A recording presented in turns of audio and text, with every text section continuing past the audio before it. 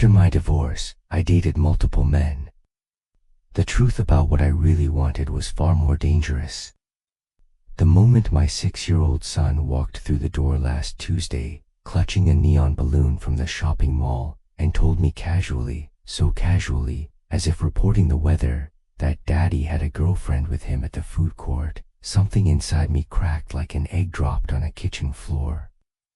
I stayed in the kitchen of my small but mortgage-free apartment in Columbus, Ohio, holding a dish towel that had gone cold in my hands, and I felt the floor tilt beneath me. Not because I still loved my ex-husband. I didn't. That much I knew with absolute certainty. But because the ground beneath my feet as a mother had shifted in a way I hadn't prepared for, a tectonic shift that reminded me I was not, and had never been, entirely in control of my own life. For an entire week, two voices had been waging a war inside my chest, a brutal civil war between the woman I used to be and the woman I was trying to become. Voice number one, the mother's voice, the responsible one, the one that sounds like my own mother whispering in my ear at every family dinner, said, *Maybe you should take him back. For your son's sake. A boy needs his father, needs that presence, needs that masculine energy in the house. You don't want your child growing up with whispers behind his back at school, do you? Kids are cruel, you know that. Kids will notice. Kids will ask questions. And besides, if your ex remarries and has another child with this new woman, your son will be an afterthought. A sidelight. A footnote in the story of his father's new life. You could sacrifice a few more decades. The boy is everything. He's the only thing that matters. Voice number two, the woman I had become, the one forged in the quiet fires of a sexless marriage and a devastating divorce and a string of affairs that taught me more about myself than any self-help book ever could, said, no. Absolutely not. You are not going back to a life that made you feel like you were slowly disappearing. You are not giving up your freedom for a man you no longer love.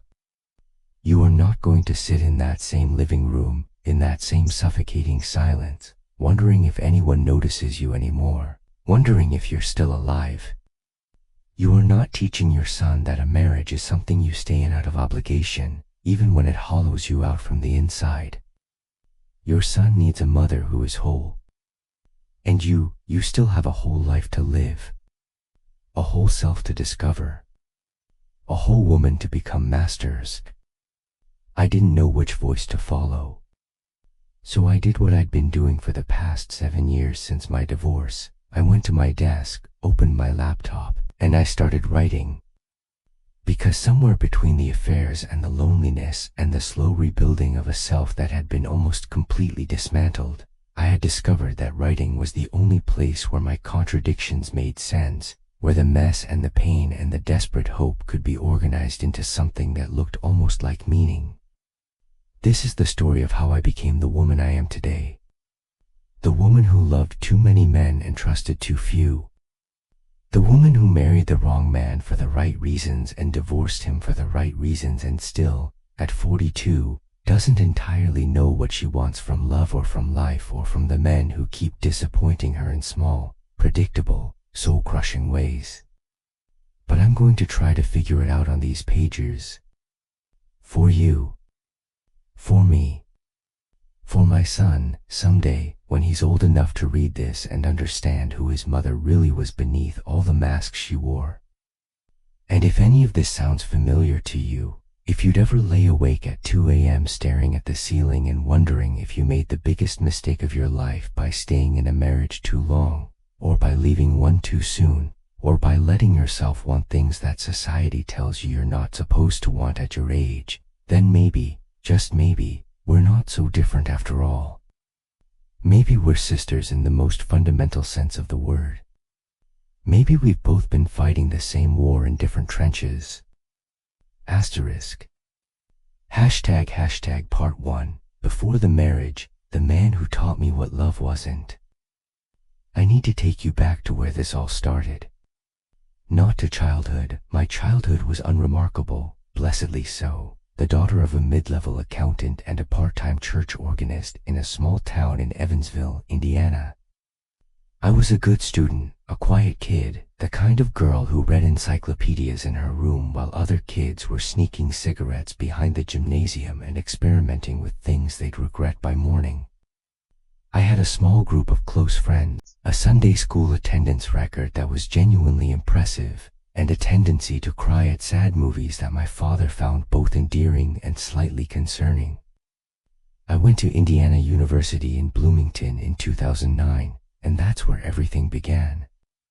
That's where the woman I would become started to hatch inside the girl I still was. My name, the name I was born with, the name on my diploma, the name my son calls me, is Rachel Morgan. But before I became the woman who could hold it together through a divorce and a custody battle and an affair with a married man and still get up the next morning and make her son breakfast and pack his lunch and drive him to school and perform every single maternal function as if she hadn't spent the night before crying in the shower, before all of that, I was just a girl from Evansville who had no idea what she was doing. Who thought love was something that happened to you rather than something you built, brick by brick, with a man who might not show up with the right materials.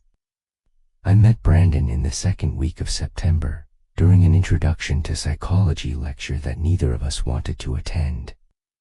He was sitting 2 rows ahead of me, and when the professor made a joke about Freudian slip theory, something about how we reveal our deepest desires through accidental speech, Brandon turned around and caught my eye and smiled like he knew exactly what she was talking about, like he was in on a joke that the rest of us hadn't figured out yet. He was 22, a year older than me, with a thin build that I'd later learn was genetic rather than a choice, dark-rimmed glasses that made him look intellectual in a way that seemed attractive at the time, and a way of looking at you like you were the only person in the room, like nothing else existed outside the small bubble of his attention. He wore flannel shirts unironically and had a beard that he clearly put some thought into and listened to bands I'd never heard of, and he had this laugh, quiet, warm, almost private, that made me feel like we were sharing something special even when we were just sitting in a lecture hall with 300 other students. We started talking after class, then walking to the dining hall together, then sitting together at the library until it closed, our knees touching under the table, his hand finding mine between the pages of whatever textbook we were supposed to be reading. Within a month, we were officially a couple.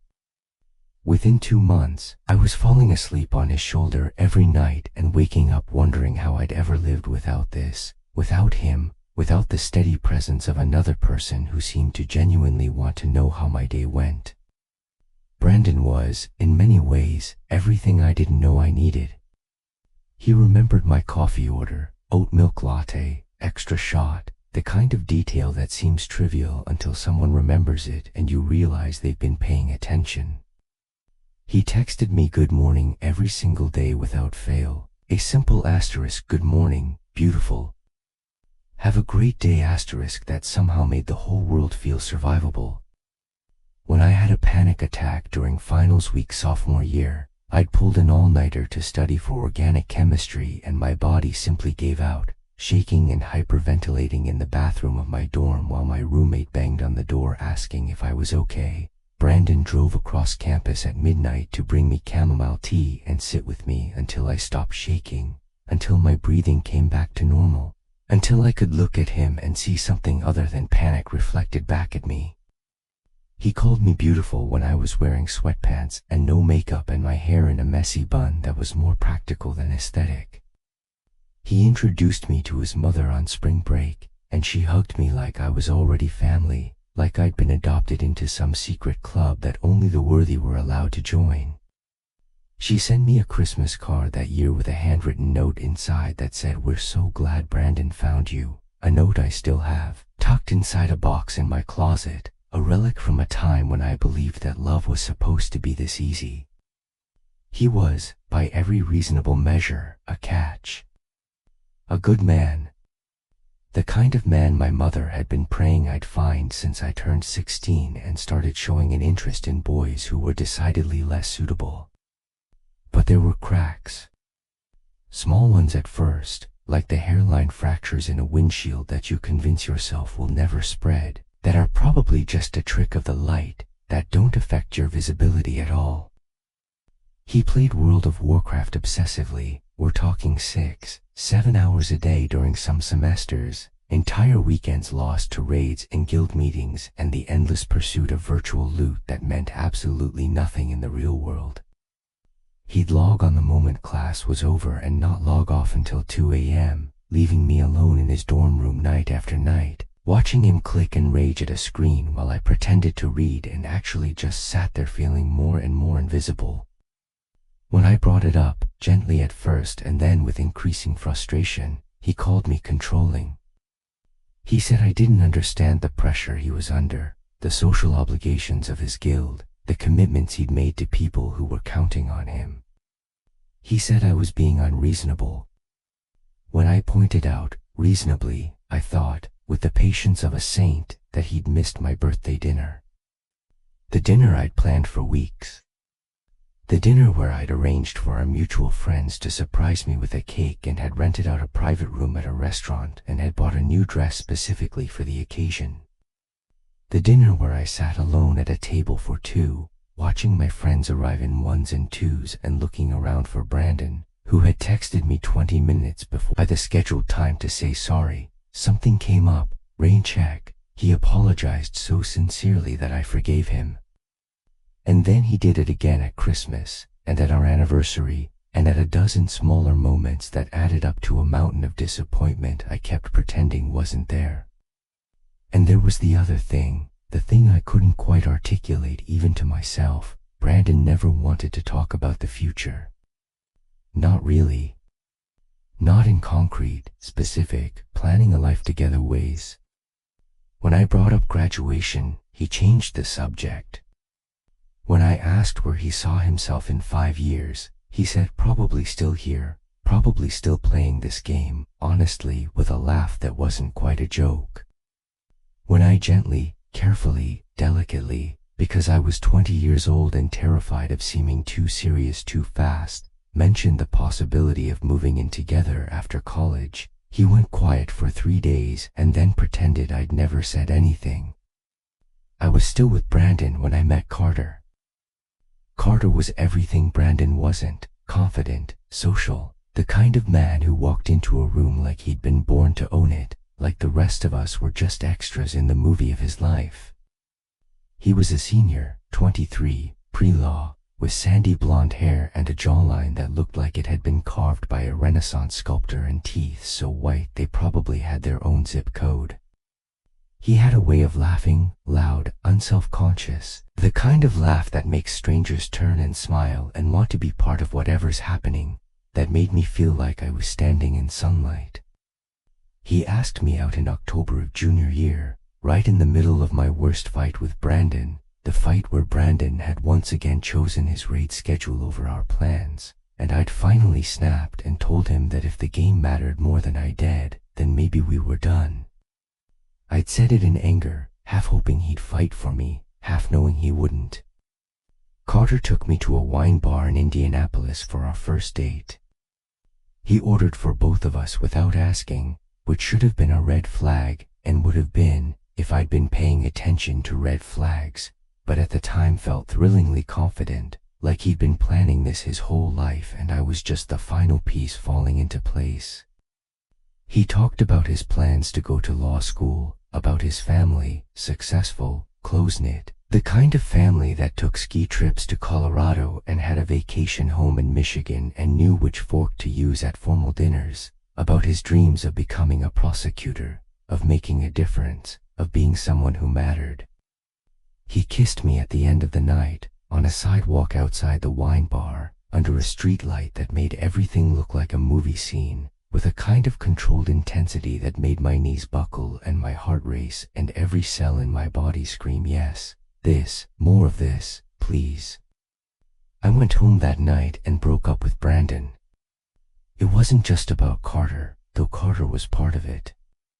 It was about the accumulating weight of every small disappointment, every unmet expectation, every night I'd spent alone in Brandon's dorm room while he quested through Azeroth, every birthday he'd forgotten and every future he'd refused to imagine with me. It was about the exhaustion of loving someone who couldn't love me back the way I needed to be loved, not because he was a bad person, but because he was simply a different person than me, a person who would always, in every room he ever entered, choose the screen over the flesh and blood woman sitting next to him. Brandon cried when I told him. He sat on the edge of my dorm room bed and cried like I'd never seen anyone cry, like something inside him was breaking that would never fully heal. He said he'd change. He said he'd quit the game. He said he'd be better, he'd be different, he'd be the man I deserved. He sent me a text, a single, devastating text, 3 lines that I must have read 1,000 times, that said, I know I haven't been the man you deserve. But please know that loving you was the best thing that ever happened to me. I will never forget that, I almost took him back. Almost. I stared at that text for hours, running my thumb over the screen like I could somehow absorb the words through my skin, make them become real, make them become a promise rather than a goodbye. But I'd already tasted what it felt like to be pursued by a man like Carter, with his confidence and his plans and his clear, unambiguous desire, and I couldn't go back to the quiet desperation of waiting for Brandon to look up from the screen. I couldn't unknow the feeling of being wanted so obviously, so physically, so unmistakably. Carter and I dated for 4 months. They were exciting months, dinners at expensive restaurants, weekend trips to Chicago, his arm around me at his fraternity's holiday party like he was showing me off, like I was a trophy he'd earned and intended to keep polished. I met his parents at Thanksgiving, and his mother, a tall blonde woman named Victoria with a smile that cost more than my father's car, looked at me like I was an interesting puzzle she hadn't quite solved yet, like she was trying to calculate my net worth and my potential ROI and whether I was good enough for her son. I should have paid more attention to that look. I should have recognized it for what it was, a warning. But beneath the glamour, something was wrong. Something had been wrong from the beginning, I'd later realize, and I'd just been too dazzled to see it. Carter wasn't mature. Not really. Not in the ways that mattered. Not in the ways that would sustain a relationship through the inevitable tedium and stress and disappointment that every long-term partnership eventually faces. He'd talk a big game about law school, but when I looked at his GPA, which he showed me only after I'd asked 3 times, with the reluctant air of someone revealing a weakness they'd rather hide, it was barely above a 3.0, which wouldn't get him into any law school worth attending. He spent his evenings at the campus bar with his friends rather than studying. When I tried to talk to him about it, gently, supportively, the way you talk to a friend you were trying to help, he accused me of nagging. He said I was critical. He said I didn't support him. He said I was always trying to change him, and if I couldn't love him the way he was, maybe I didn't love him at all. And then there was the drinking. Carter could put away 6 or 7 beers in an evening and still insist he was fine to drive, still get behind the wheel with a casualness that made my stomach clench with fear. I rode with him once, and the way his hands gripped the wheel, too tight, too jerky, the reactions a half-second too slow, made me feel physically ill, like I was sitting in a car that was already hurtling toward a future I didn't want. When I told him I wasn't comfortable getting in the car with him after he'd been drinking, he called me uptight. He said I didn't trust him. He said I was being controlling, the same word Brandon had used, as if all men had been given the same vocabulary for dismissing women's legitimate concerns. The end came on a cold night in February. I was walking back from the library with a male classmate, a study group partner named Tom, who was about as gay as a rainbow flag factory and about as interested in me romantically as a houseplant, when Carter happened to drive by. I saw his car slow down, saw his face in the window, saw the expression shift from casual to calculating to curious in the space of about 3 seconds. The next morning, he texted me, *, who the hell is Tom? And why were you walking home with him at 10 p.m.? *. I tried to explain. I really did. I told him about the study group, about the final exam we were preparing for, about the fact that Tom was gay and had a boyfriend and had never once made any kind of advance toward me. I showed him my phone, my text messages, my call log, everything I could think of to prove my innocence. He wouldn't listen. He couldn't hear me through the wall of his own jealousy, his own insecurity, his own desperate need to believe that I had done something wrong because it was easier than admitting he might be overreacting. He broke up with me in a voicemail that ran 3 minutes and 47 seconds. I know because I listened to it 4 times, waiting for the moment when he'd apologize, when he'd say he'd made a mistake, when he'd beg me to take him back. It never came. Instead, he called me a liar. He called me a flirt. He called me the final insult, the one that actually did the damage, probably not even worth getting upset over. I was devastated. Not because I still loved him. I think I'd stopped loving him somewhere around the 3rd time he'd chosen beer over studying, the 4th time he dismissed my concerns as nagging, but because I'd gambled everything on a man who had no intention of growing up. I'd bet my heart on a sure thing and lost. And the worst part wasn't the loss itself, it was the confirmation that I'd been right to be worried all along, that the voice in my head that kept saying something is wrong here had been correct, and I'd ignored it because the alternative, being alone, being single, having to start over, had seemed scarier than staying with someone who was slowly, subtly, but unmistakably breaking me down. By the time I was 25, I'd been with Brandon, who loved me but couldn't prioritize me, who would always choose the virtual world over the real one, who couldn't imagine a future that included me in any meaningful way. Carter, who dazzled me but couldn't grow up, who had the external packaging of a man but the emotional maturity of a boy, who saw my ambitions as threats and my concerns as criticisms. And somewhere in the back of my mind, there was also the memory of Derek, the man I'd meet a few years later but whose shadow already hung over my romantic history like a premonition of things to come. My mother, who had been telling me since I turned 22 that my biological clock was ticking, started dropping hints about grandchildren with the subtlety of a sledgehammer. My friends from college were getting married, posting photos of engagement rings and bridal showers and gender reveals and baby bumps on Facebook, living lives that looked so clean and linear and easy that I sometimes wondered if I'd somehow been playing a different game than everyone else, if I'd missed a level or taken a wrong turn somewhere and ended up in a version of adulthood that wasn't meant for me. And then, out of nowhere, on a quiet Tuesday evening in October, I thought about my college boyfriend. Brandon. Not the Brandon who played video games until 2 a.m. and forgot my birthday. Not the Brandon who couldn't imagine a future with me. The other Brandon. The one who sent me that text when I left him, the one about how loving me was the best thing that ever happened to him. The Brandon who, despite all his flaws, had been fundamentally kind, dependable, real. The Brandon who had cried when I told him I was leaving, who had promised to change, who had meant it even if he couldn't follow through. I found his profile on Facebook. I sent him a message. Just a few words, *K. It's been a while. How are you, *. I told myself I was just saying hello. Just reconnecting.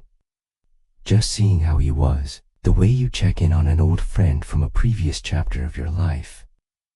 But we both knew, even then, that it was something else. Something more dangerous. *.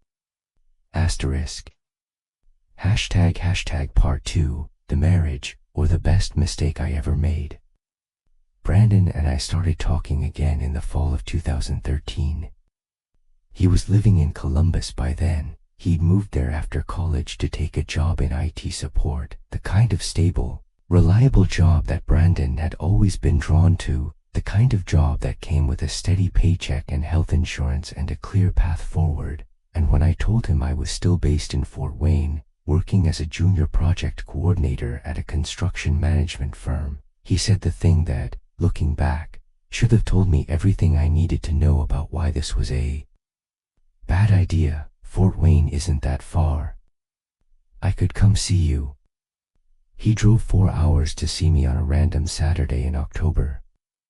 He showed up at my apartment with flowers, peonies, my favorite, which he still remembered after 4 years, which he had apparently been paying attention to all along in the ways that mattered, and a nervous smile, and for a moment, standing in my doorway with the afternoon light coming in behind him, he looked exactly like the boy I'd fallen in love with at 19.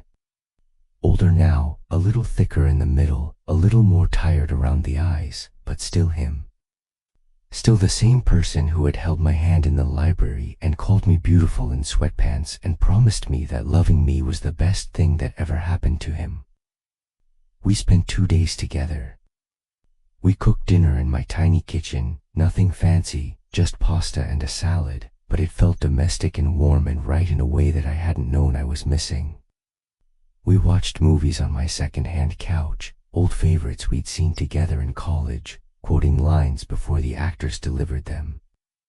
We talked about our jobs, our families, our regrets. We didn't talk about the breakup, not really. It hung there between us like a ghost, acknowledged but not examined, a shared wound neither of us wanted to poke at. He told me about the women he'd dated since me, a few names, nothing serious, relationships that had fizzled out the way most post-college relationships do, casualties of distance and timing and a simple fact that neither party was willing to relocate. And I told him about my own dating history, editing out the parts about Derek and the affair and the slow, quiet heartbreak of realizing I'd been chasing the wrong things. I told him about Carter, who I dated briefly after him. I told him about the string of mediocre dates and worse conversations that had followed. I made it sound like my love life had been a minor inconvenience rather than a full-scale disaster. On the second night, we slept together. And for the first time in years, it felt not like a performance or a conquest or a desperate grasp for connection, but like coming home to a place I'd forgotten existed. Like I'd been traveling through foreign countries for years, eating strange food and sleeping in uncomfortable beds, and suddenly I was back in my own bedroom, in my own sheet, with my own familiar scent everywhere, and everything felt right in a way that nothing had felt right in so long.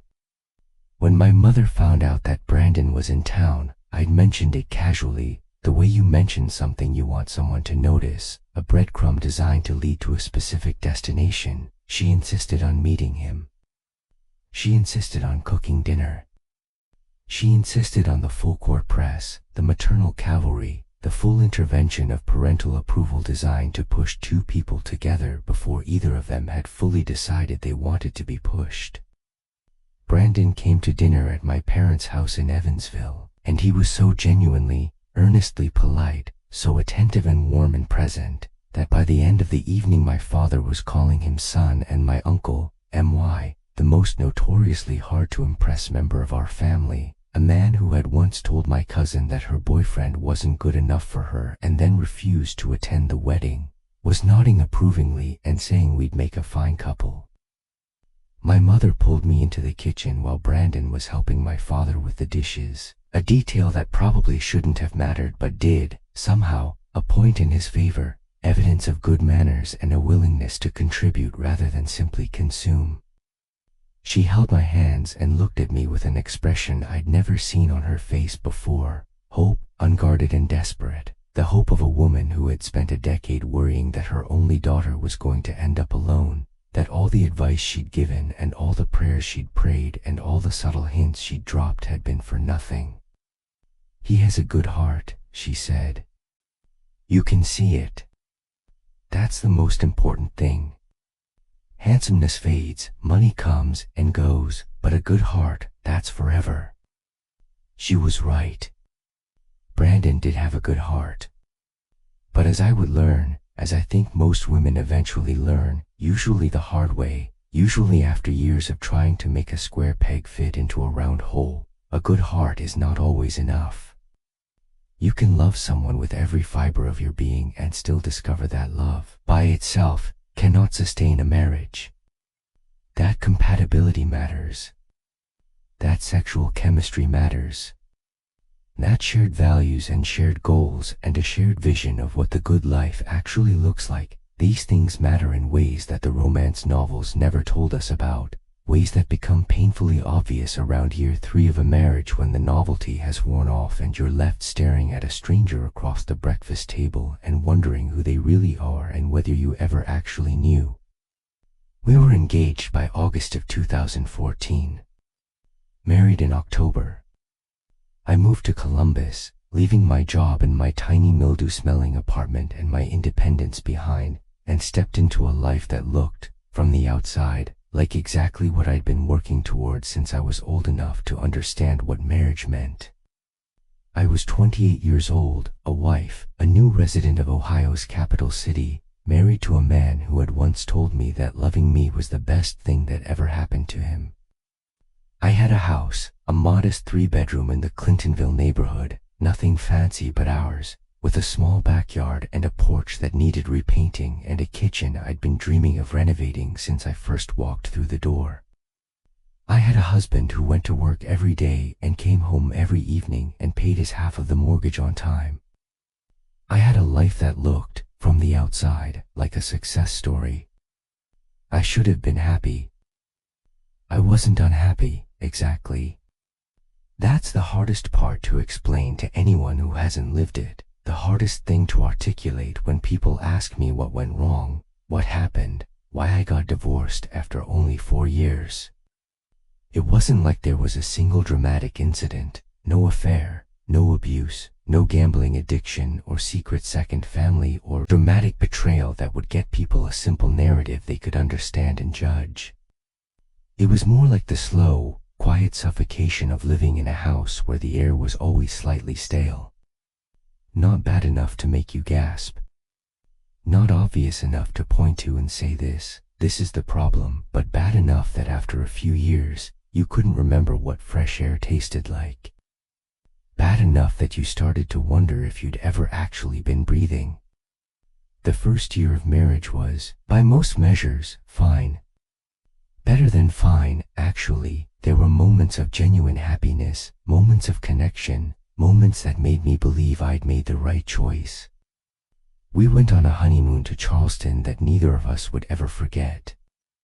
We bought furniture for our house and spent Sunday afternoons assembling it together, arguing good-naturedly about instructions and getting distracted by lunch and starting again 2 weeks later with half the shelves still in their boxes.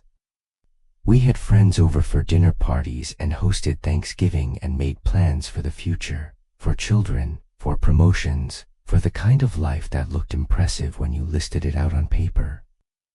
But even in that first year, there were things that slowly, almost imperceptibly, started to wear me down. Small irritations that accumulated like sediment at the bottom of a river, building up over time until the riverbed was unrecognizable, until the water that had once flowed clear and fast was now sluggish and murky and choked with debris. There was the way he never planned anything. Not dates, not weekends, not our anniversary. I would plan every social event, every dinner out, every trip to see family.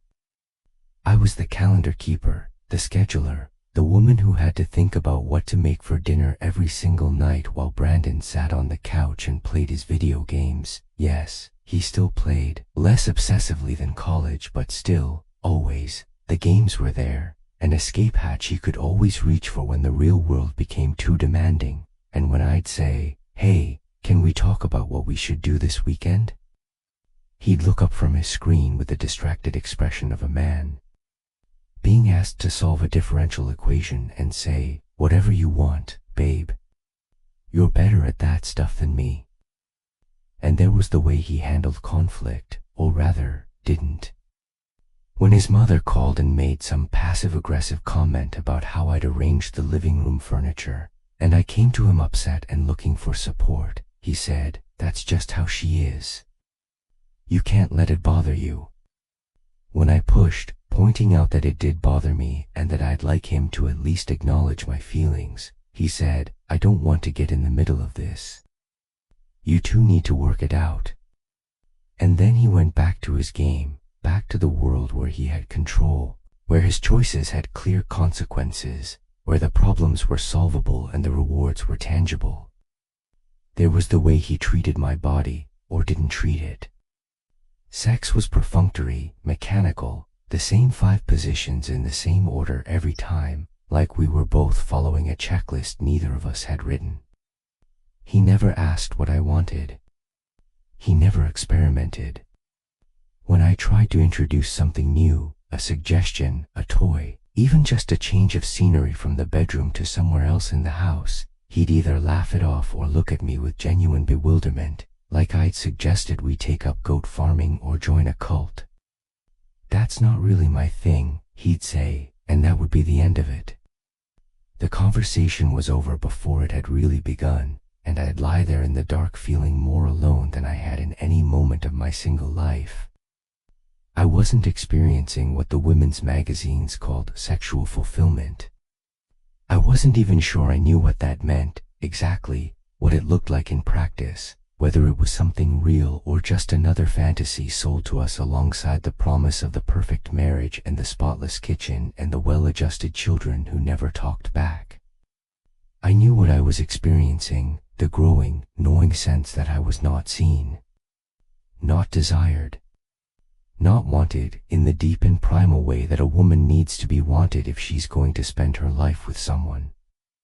I was furniture in my own marriage, functional and useful and occasionally beautiful, but not ever, the object of desire that I had secretly hoped to be. I tried talking to him. I tried marriage counseling, 2 different counselors over the course of 2 years, both of whom gave us exercises and homework and communication strategies that Brandon followed for a week before forgetting about them entirely.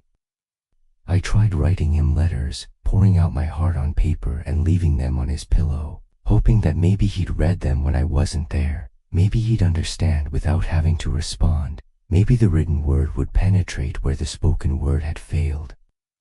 I tried scheduling date nights, enforcing them like appointments, turning romance into something on the calendar that we could check off and feel good about. I tried, in moments of desperation and loneliness, wearing lingerie that made me feel ridiculous instead of sexy, like I was playing dress up in someone else's fantasy. Nothing changed. Or rather, things changed for a week, maybe 2, and then they drifted back to baseline, like a balloon that someone had tied a little tighter and then forgotten about, slowly leaking air until it was right back where it started. I started to wonder if the problem was me. If I was asking for too much. If wanting to feel desired, really, deeply, physically desired, not just used as a warm body in the bed next to his, if that made me shallow. If there was something broken in me that I couldn't be satisfied with a good man who didn't hit me or cheat on me or gamble away our savings. If the problem was my expectations, which had been calibrated by too many romance novels and too many Hollywood movies and too many Instagram posts by couples who were probably just as miserable as I was but better at curating the appearance of happiness. But the loneliness was real. And it was growing. And no amount of self-help books or therapy sessions or positive affirmations in the mirror could make it go away. I told myself I could live with it. I told myself this was what marriage was for most people, not the fireworks and the passion that the movies promised, but the steady, manageable companionship of 2 people who had chosen each other and were committed to staying, through the boring parts and the frustrating parts and the parts where you look at the person next to you and wonder if this is really all there is. I almost believed it. And then my son, Ethan, was born in December 2015, and for a while, a brief, shining while, I thought maybe the baby would fix everything. Maybe the deep bond of parenthood would give us something to connect over, some shared purpose that would pull us back from the quiet drift that had been pulling us apart since our wedding night.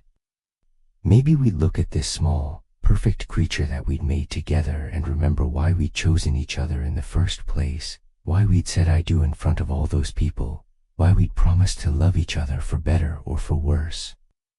It didn't.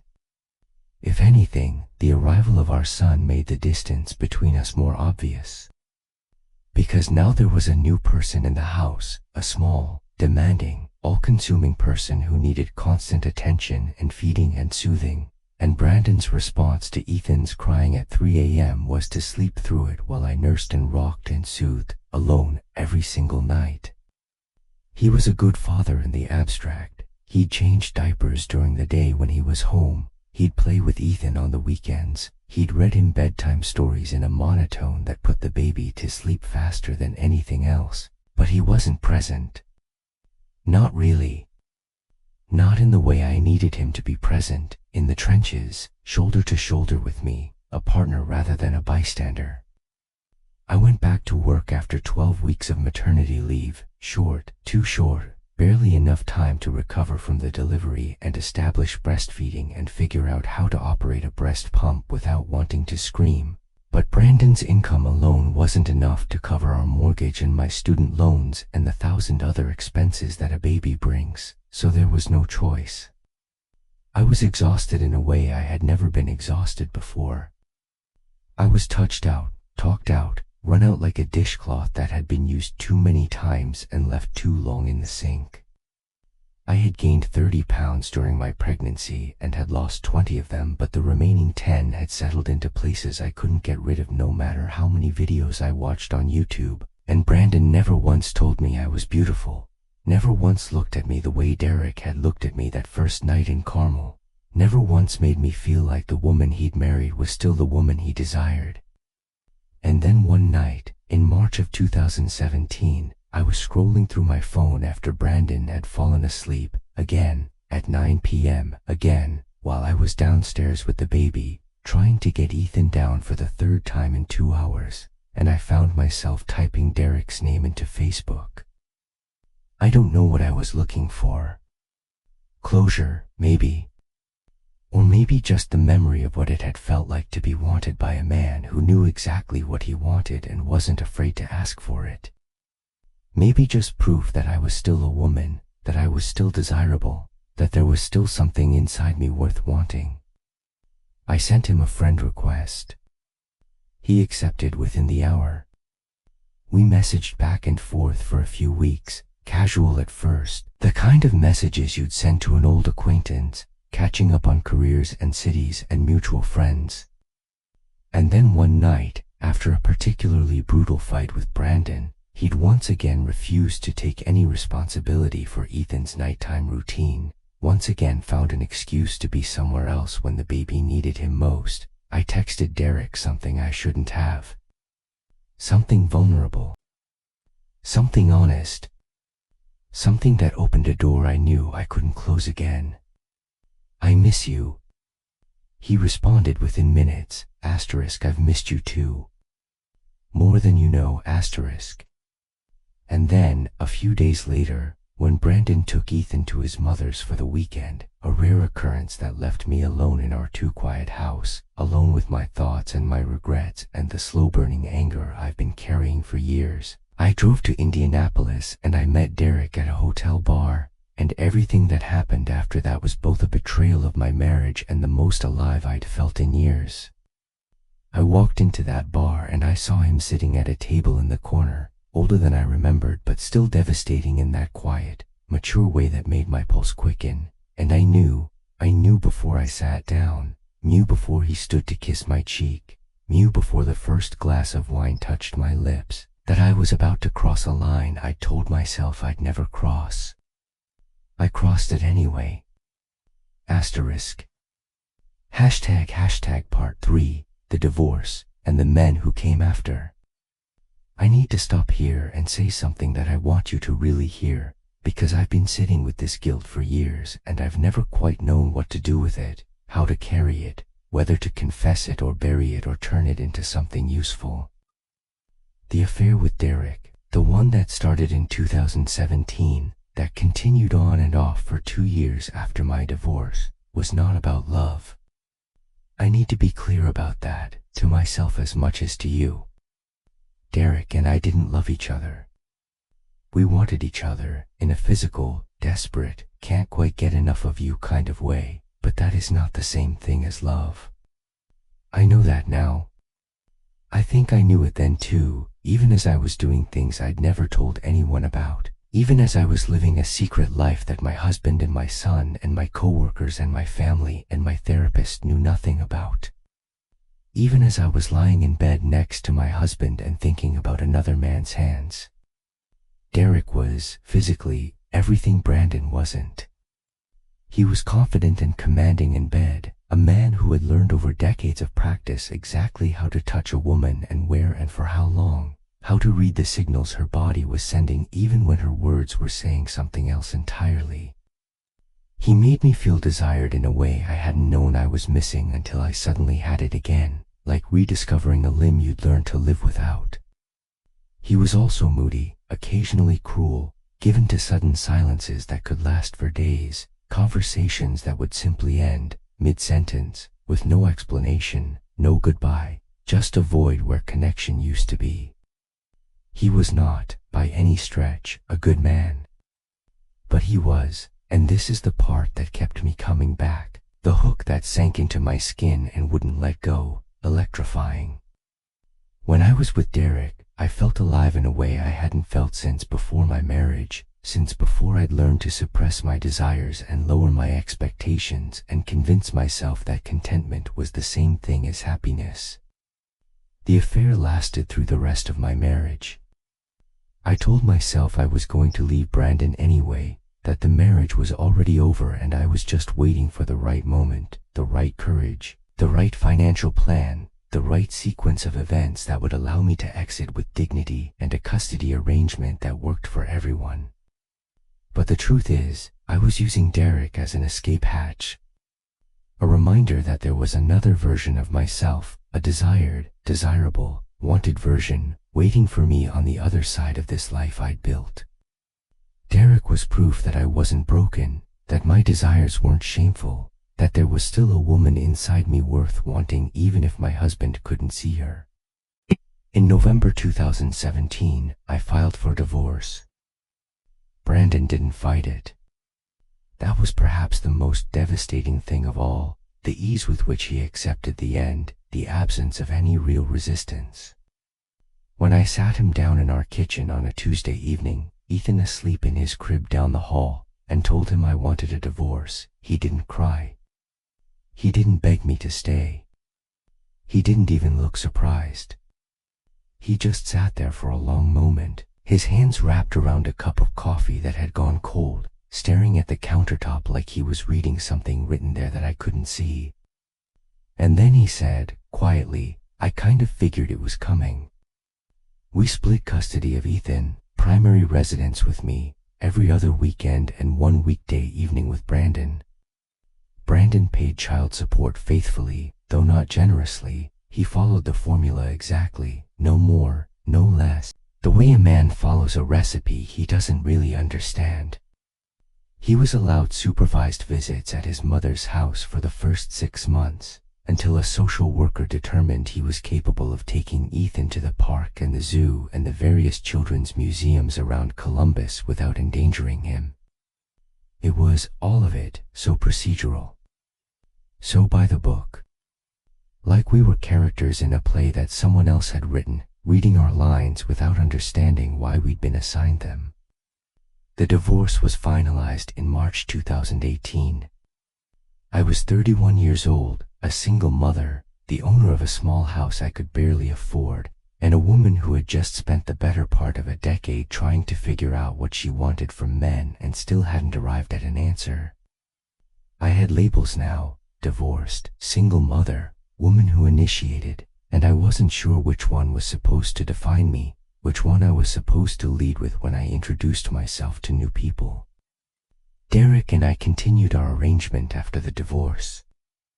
We met once a month at first, then every few months, then less frequently as time went on, the intervals growing longer like the spaces between breaths as you fall asleep.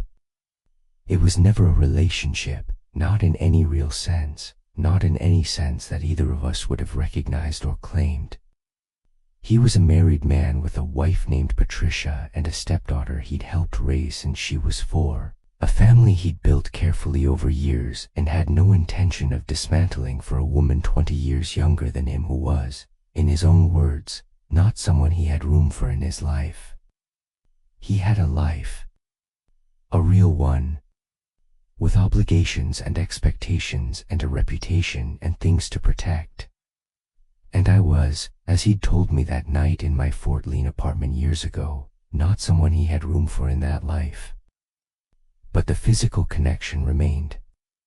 Derek was still the best lover I'd ever had, and I was still, God help me, still, drawn to the electricity of being with him, to the danger and the secrecy and the way he made me feel like I was living in a movie instead of a mortgage. We were like two people who kept reaching for the same cigarette after a decade of quitting. We weren't supposed to want this. We knew it wasn't good for us. But we couldn't stop. I told myself it didn't mean anything.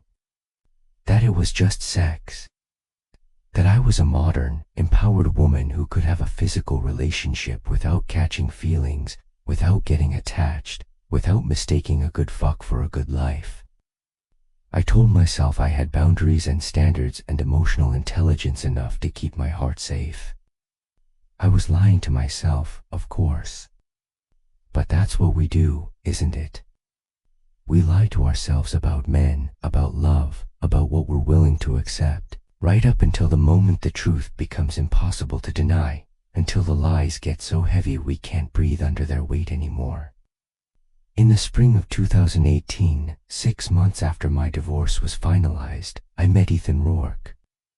I need to stop here and say that I have never told anyone this full story, not my therapist, not my closest friend, not even the quiet voice in my own head late at night when I can't sleep and the ceiling feels like it's pressing down on me.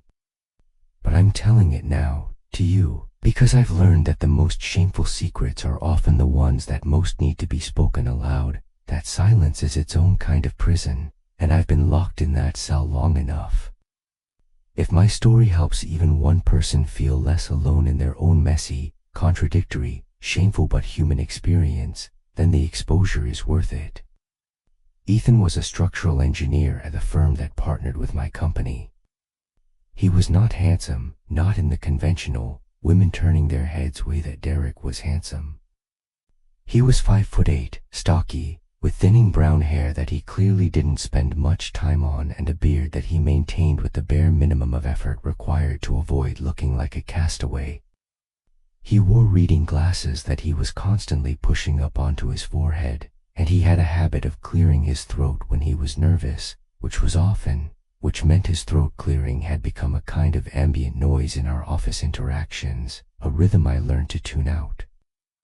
But there was something about him. A warmth. A steadiness. The way he looked at you when you spoke, really looked at you, like every word you said was the most important thing he'd heard all day, like your thoughts and feelings genuinely mattered to him in a way that transcended professional courtesy. The way he remembered small details, my coffee order, the name of my son's goldfish, the fact that I was terrified of public speaking even though I did it for a living, having to stand in front of crowds and pretend I wasn't dying inside. He was 44, married for 16 years to a woman named Sandra who, he told me during our first real conversation, a conversation that happened at a project wrap-up dinner where we'd been seated next to each other and somehow ended up talking for 3 hours straight, oblivious to the around us, was a good mother and a fine person but someone he'd grown apart from over the years. We all know what that means, don't we? We've all either said it or heard it or lived it, or some combination of the three. Someone I've grown apart from, it's the most common preamble to infidelity that the English language has ever produced, a phrase designed to make betrayal sound like an organic process rather than a series of choices. But in Ethan's case, And this is where it gets complicated, because nothing in my romantic life has ever been simple, because I apparently have a talent for making easy things hard and hard things impossible. I think he meant it. I think he really had grown apart from his wife, in the way that two people can share a house and a bed and a tax filing status and still be living in completely different emotional universes, speaking different languages, wanting different things from the same life. Ethan pursued me differently than any man ever had. Not with grand gestures or expensive dinners or the kind of overwhelming physical presence that Derek wielded like a weapon. No. Ethan pursued me with attention, with consistency, with the quiet, relentless care of a man who had decided that I was worth his time and his emotional energy and his vulnerability. He texted me every morning. Good morning, Rachel. I hope you have a good day. Simple. Predictable. Devastating in its reliability. I'd wake up and check my phone and there it would be, the first thing I thought each day, a small gesture that somehow made the whole world feel more manageable. He remembered the small things. My favorite coffee order, oat milk latte, extra shot, a detail so trivial that I'd forgotten I'd ever mentioned it. The name of my son's goldfish, Mr. Bubbles, deceased, replaced twice, a small tragedy in our household that Ethan somehow knew about and remembered.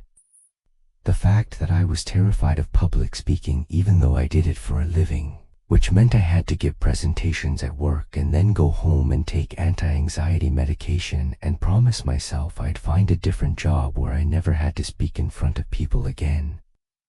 When I mentioned offhandedly that I needed a new vacuum cleaner but couldn't justify the expense, a new vacuum, for God's sake, the most boring and domestic of purchases, he showed up at my door 3 days later with a Dyson that he'd purchased with what I later learned were reward points he'd been saving for months.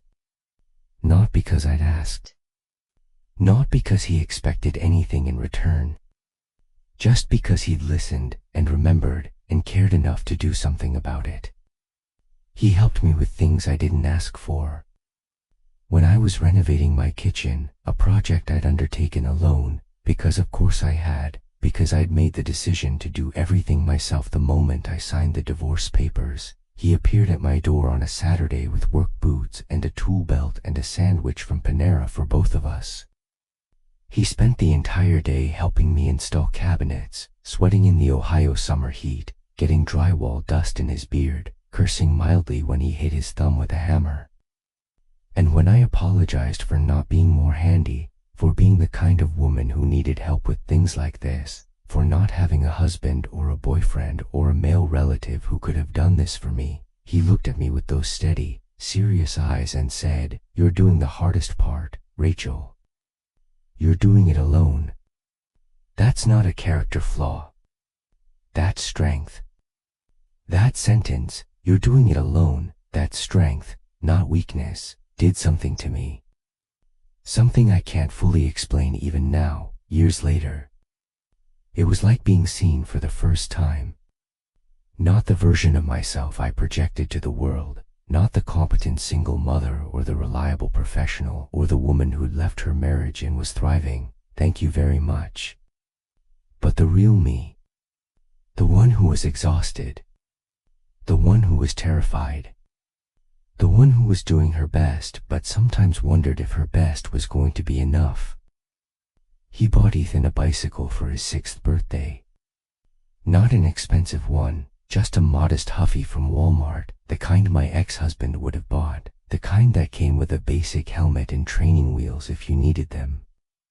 But Ethan Rourke sat down with my son in the driveway of our small Columbus bungalow and taught him how to ride it, patiently, gently, without ever making Ethan feel stupid for falling. He ran alongside him, holding the back of the seat, letting go only when Ethan was truly ready, and when my son finally pedaled off on his own, laughing with that high, delighted laugh that children make when they discover they're capable of something they thought was impossible. I watched from the kitchen window and felt something in my chest that I hadn't felt in years. Something warm and terrifying and dangerously close to hope. He took me on trips. Weekend trips to Cincinnati and Louisville, and once a magical, secret, guilt-soaked 3 days in Nashville, where we stayed in a boutique hotel in the Gulch and walked through the Arts District and held hands in public like teenagers, like we were in love, like we'd done nothing wrong. He bought me a necklace at an antique shop in the Opryland district, cheap, probably $30, nothing like the designer things Derek had given me, the kind of jewelry that comes with a price tag and a prestige logo, but I wore it every day for a year because it made me feel seen in a way that diamonds never could. It was the thought that mattered.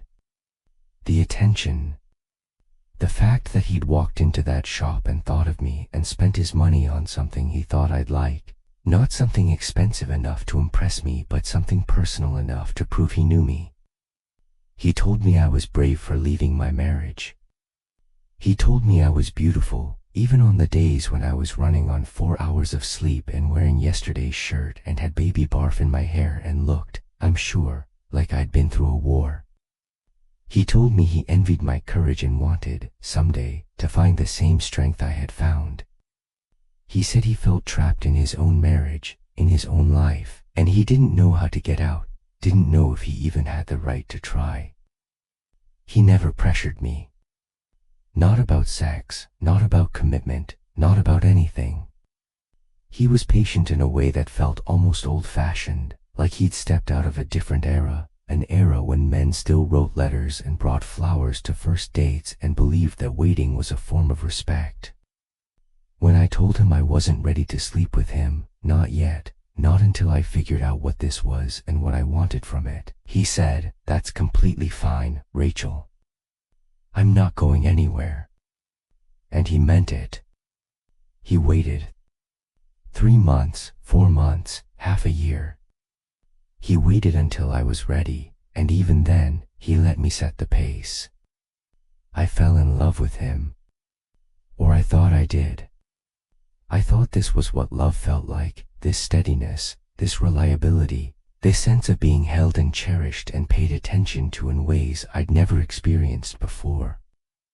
I thought this was what I'd been missing all along, what I'd been searching for in all the wrong places, in Brandon's gaming chair and Carter's barstool and Derek's hotel rooms. I thought love was supposed to feel like safety, like home. Like someone who remembered your coffee order and showed up with a vacuum cleaner and taught your son to ride a bike. And then, in October 2019, his wife found out. Asterisk. Hashtag part 4, the aftermath, and what I learned about myself. I need to tell you about the night Patricia Wark found Ethan's phone. I wasn't there, obviously. I wasn't in the room when she unlocked his iPhone. He'd never changed his passcode in 16 years of marriage, which should have told me something right there about the kind of man he was, the kind who didn't feel the need to hide things because he never expected to be caught, and opened his messages and saw a photo I'd sent him. A selfie I'd taken in my bathroom, wearing a silk robe I'd bought specifically for him, with the caption, "Thinking about you," a simple message. An intimate one. The kind of thing you send to someone you're having an affair with, someone you're sleeping with, someone you care about in ways you can't admit to the world. I don't know exactly what happened after that. Ethan told me, in fragments, in the days that followed, late at night when he should have been home with his family but was instead sitting in his car in my driveway, engine off, headlights off, just breathing. The argument. The screaming. The word divorce being spoken aloud in his house for the first time in 16 years, a phrase that had been lurking in the shadows of his marriage for so long that when it finally emerged into the light, everyone was surprised by how ordinary it sounded. Sandra taking their younger daughter, Grace, 12, a girl I'd never met but whose existence had become impossibly real to me over the months I'd been sleeping with her father and staying at her sister's house for a week. The confrontation. The tears. The questions he couldn't answer and the accusations she wouldn't let go of. But here's the thing that broke me. The thing that I still think about at 3 a.m. when I can't sleep and the ceiling is pressing down and the loneliness is so thick I can almost taste it. Ethan didn't choose me. When the moment came, the real moment, the moment when he had to decide between his marriage and his mistress, between the life he'd built and the woman he'd been seeing for 18 months, he chose his wife. He chose the life he'd built, brick by brick, year by year, with a woman he'd promised to honor and cherish. He chose the daughter who'd grown up calling him daddy, who'd fall asleep on his shoulder during movie nights and ask him to help with her math homework and needed him in ways that I, however much he cared for me, never could. He chose the safe harbor over the open water. He chose the known over the unknown. He chose, in the end, not to choose me. He told me this in a parking lot outside a Cracker Barrel in Central Ohio on a Sunday afternoon in October, sitting in his Honda Pilot with the engine off and the windows fogging up around us from the difference in temperature. He held my hand across the center console and he cried, openly, ugly cried, the kind of crying that men do when they've broken something they can't fix, when the weight of what they've done finally lands on them and they realize there's no going back. And he said, I can't leave them, Rachel. I wish I could. I love you. But I can't leave them. And the worst part, the part that still makes me cringe with shame when I remember it, the part one have to work hardest not to think about, is that I understood. I really did. I understood because I would have made the same choice if I'd been in his position. Because we were not, in the end, each other's great love story. We were two people who had found a warm place to rest in each other's company, and we'd mistaken the warmth for passion and the rest for happiness and the comfort for love. We were survivors, both of us, clinging to each other in the wreckage of our respective lives, pretending that the raft we'd found was a cruise ship when really it was just two people holding on tight enough not to drown. 1 year later, after the affair ended, after he'd gone back to his wife and I'd stopped expecting his calls and we'd become strangers again, two people who'd once known each other intimately but now couldn't even make eye contact at industry events, Ethan reached out again. He wanted to see me. He wanted what we'd had. He texted me late at night, the same way he used to in the beginning, and he said all the things that had made me fall for him in the first place, and for one terrible, tempting moment, I considered saying yes. I told him no. I told him I didn't love him anymore. It was the first time I'd ever lied to him. And maybe the last. Asterisk. I went home that night, home being my small 2-bedroom bungalow in Old Town East, with the porch that still needed repainting and the backyard that was more patch than garden. And I sat in my kitchen and I poured myself a glass of wine and I thought about all the men I'd loved and all the men who'd loved me and all the ways I'd gotten it wrong. Brandon, who loved me but couldn't grow up, who would always choose the virtual world over the real one, who couldn't imagine a future that included me in any meaningful way. Carter, who dazzled me but couldn't commit, who had the external packaging of a man but the emotional maturity of a boy, who saw my ambitions as threats and my concerns as criticisms. Derek, who wanted me but couldn't stay, who gave me everything physical and nothing emotional, who taught me that passion and love were not the same thing and that I had been confusing them for years. My ex-husband, I'll call him Michael, because his real name doesn't matter anymore and I'm tired of not giving him one, tired of referring to him as my ex like he was an object rather than a person, who married me for the wrong reasons and stayed out of obligation and let me drift away without ever really fighting for me, who gave me stability but not passion, presence but not attention, a roof over my head but nothing for my soul. Ethan Rourke, who made me feel seen and valued and desired, but who, in the end, chose his family over me, who did the math and decided I wasn't worth the cost of breaking up his home. And me. Rachel Morgan, 37 years old, divorced, a mother, a professional, a woman who had spent the last 2 decades oscillating between the desperate pursuit of passion and the quiet desperation of its absence, and who still, at the end of all these years and all these men and all these heartbreaks, did not know what she wanted. I knew what I didn't want. I knew that much. I didn't want to go back to the quiet desperation of my marriage.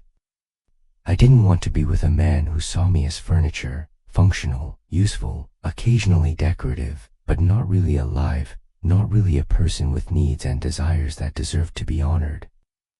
I didn't want to have sex out of obligation, or feel lonely in a bed, or spend another decade pretending that contentment was the same thing as happiness. But what I did want, that was the question. That was the question I couldn't answer. No matter how many glasses of wine I drank, or how many hours I spent staring at the ceiling, or how many journals I filled with attempts to articulate the inarticulate. I wanted to be wanted. That much I knew. I wanted to be seen as a woman, not just a mother, not just a professional, not just a divorced single mom navigating the dating world with the exhausted resilience of someone who didn't have the energy for games but couldn't afford to opt out entirely. I wanted a man to look at me the way Derek used to look at me, like I was the most interesting thing in the room. I wanted to feel that electricity again, that sense of being alive in my body, that primal awareness that I was a sexual being with legitimate desires that deserved to be fulfilled. But did I want a relationship?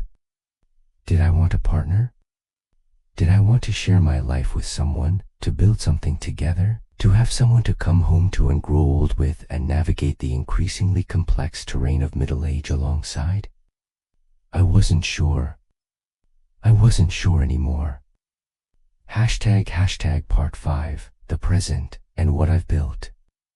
It's been 7 years since my divorce.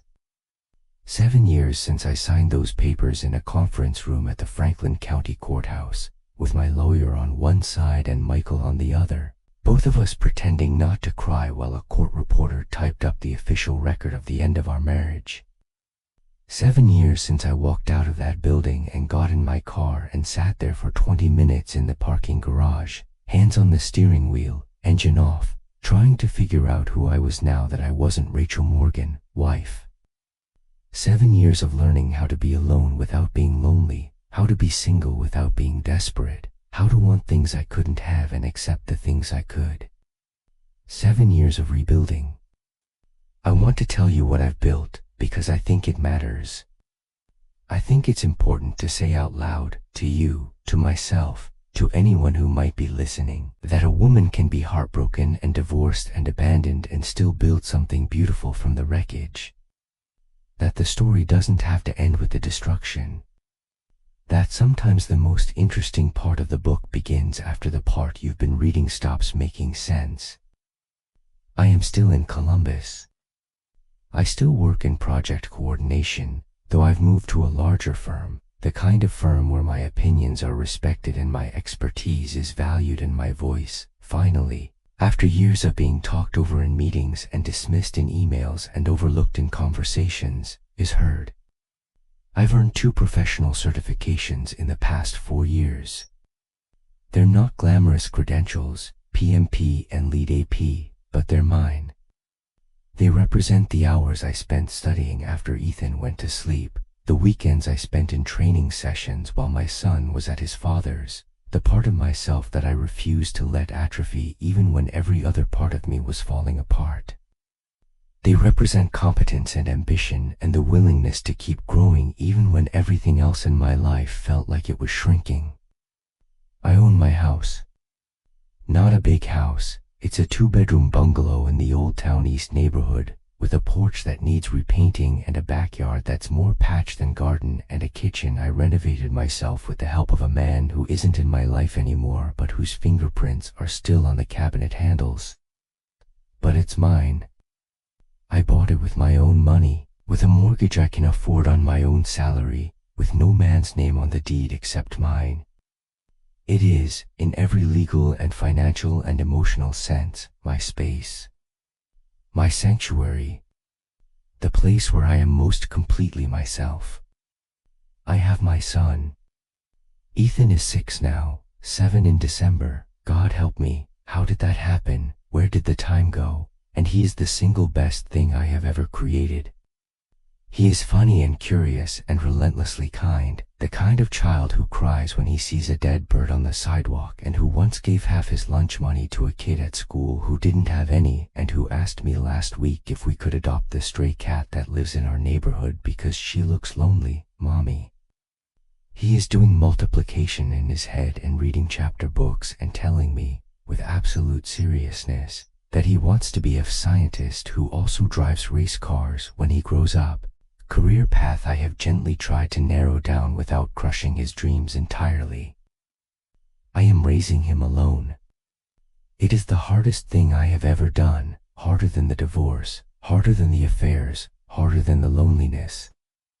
Every day, I wake up and I am the one who makes his lunch and helps him with his homework and sits with him when he has nightmares and tucks him into bed at night and tells him that everything is going to be okay, that there are no monsters under the bed, that the dark is just the absence of light and light always comes back.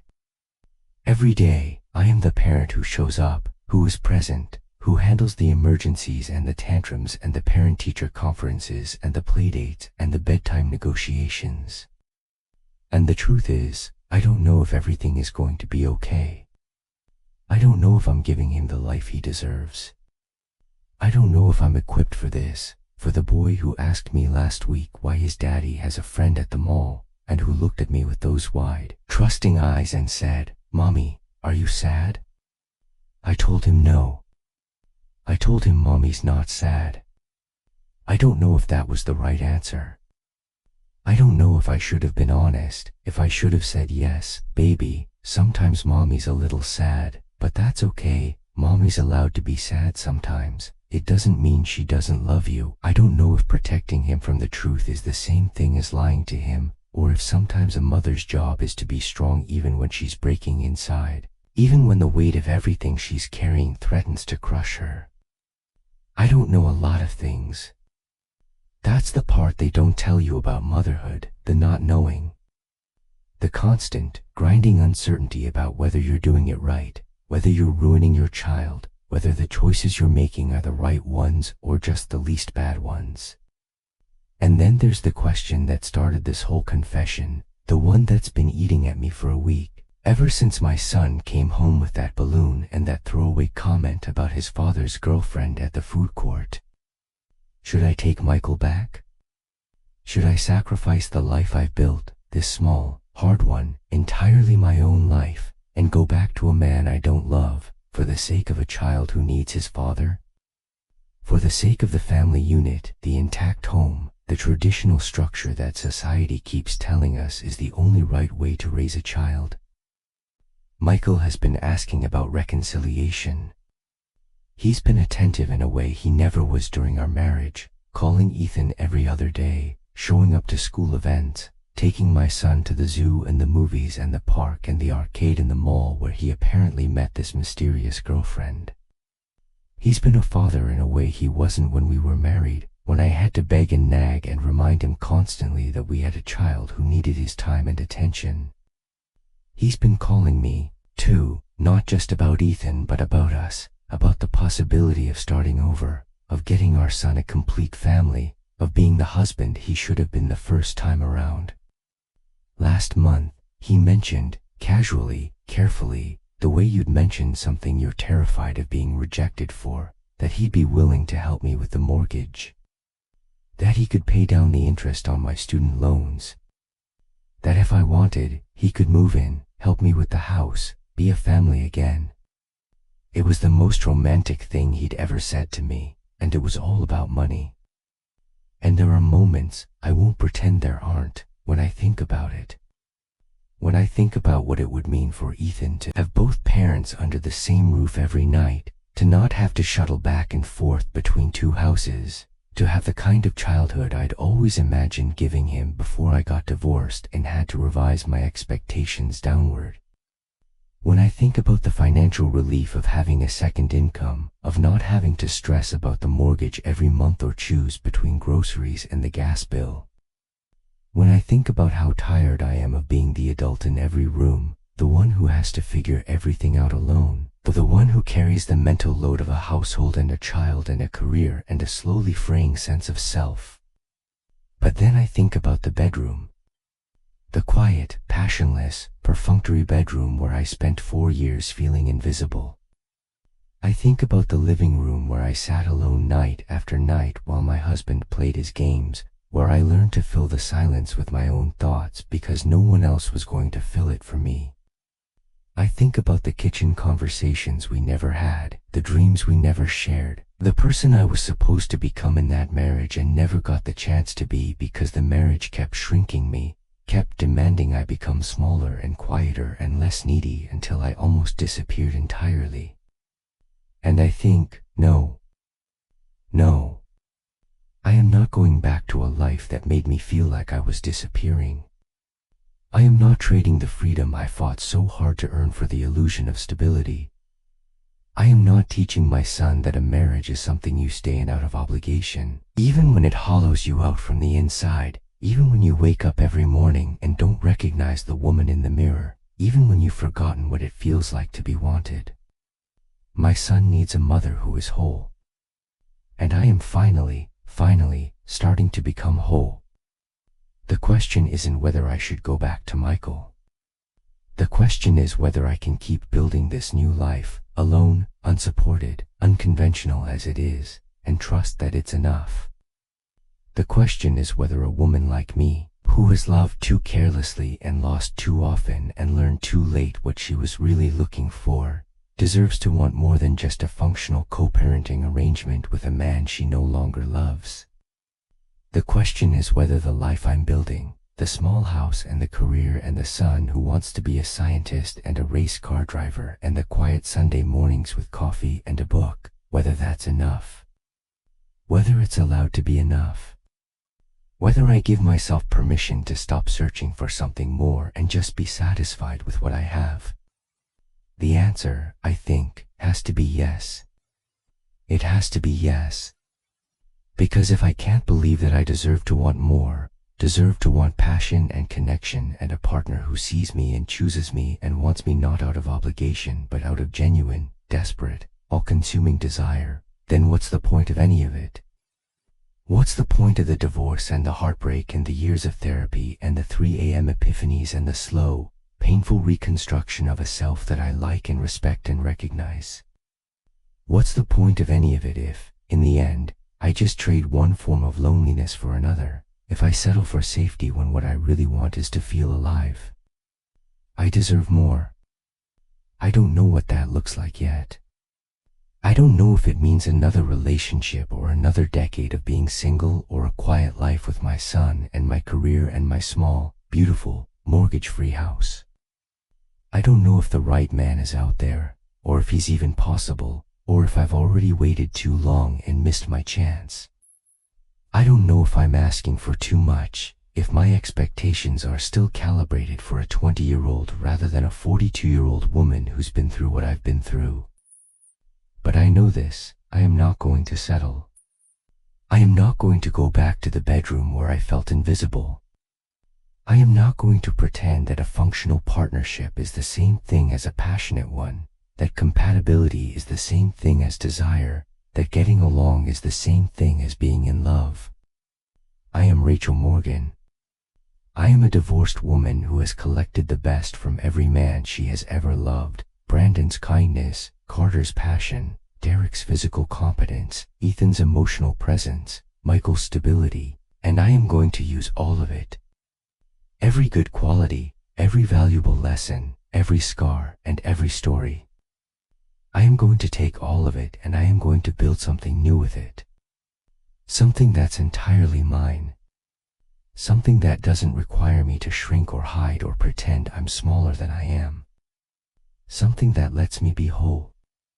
And if you, reading this, are in the same place I was, sitting in a kitchen at 2 a.m., wondering if you made a terrible mistake, wondering if you're too old or too broken or too complicated to deserve a second chance at love, I want you to know something. You are not too old. You are not too broken. You are not too complicated. You are a woman who has survived things that should have destroyed you, and you are still here. Still standing. Still wanting.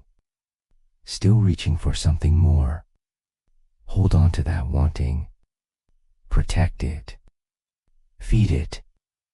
Because the day you stop wanting is the day you start dying. And I, for one, am nowhere close to done living.